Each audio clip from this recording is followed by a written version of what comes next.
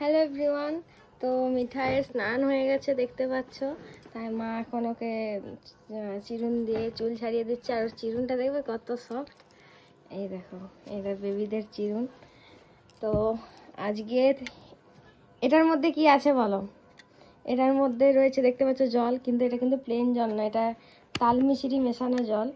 কালকে রাত্রে ভিজতে দিয়েছিলাম, আজ প্রথমবার মিঠাইকে তাল মিশরির জল খাওয়াবো। এটাই করে, এটাও নতুন এই ফিটিং বোতলটা, এটাই করে মিঠাইকে জল খাবো আজ থেকে শুরু।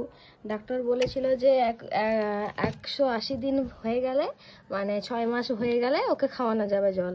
তো 6 মাস হতে আর মাত্র 5 দিন বাকি। তো আজ থেকেই শুরু করছি, কারণ প্রচণ্ড রোদ হয়েছে আর এদিকে প্রচণ্ড গরমও পড়েছে। তো নিজেই দেখো নিজেই খাচ্ছে মিঠাই। এখন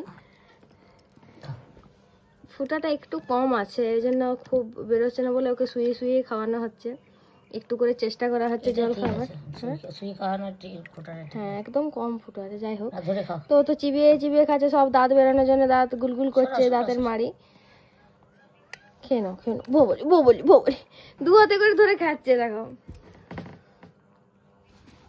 লক্ষ্মী হয়ে গেছে, খাচ্ছে খাচ্ছ খাচ্ছে মিঠাই। তো মিঠাইয়ের তো অন্নপ্রাশন সামনে চলেই এলো, তো তোমাদের এই নিয়ে নেক্সট ভিডিওতে জানাচ্ছি।